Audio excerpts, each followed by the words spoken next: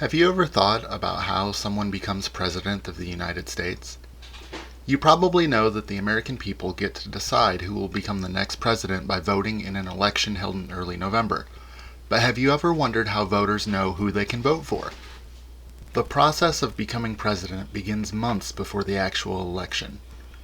During that time, candidates who want to be president have to try to convince voters that they are the best person for the job. This is called a campaign.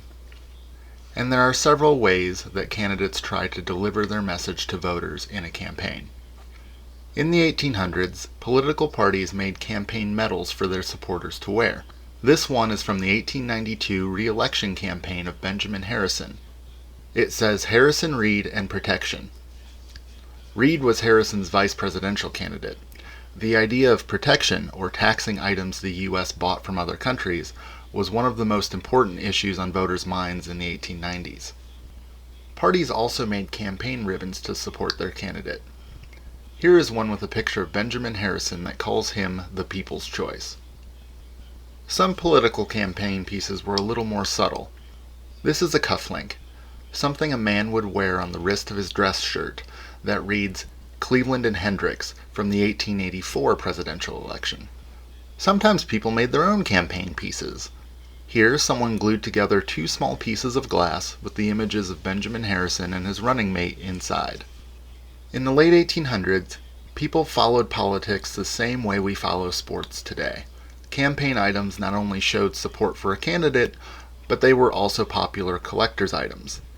Much like today's baseball cards, advertisers printed all kinds of campaign material with company logos, knowing that voters would race to buy sets they could sell or trade. Here, the H. Winter Meats and Produce Company of Williamsport, Pennsylvania, made a set of 4 cabinet cards for each of the presidential and vice presidential candidates in the 1884 election. Today, campaigning looks like it is completely different.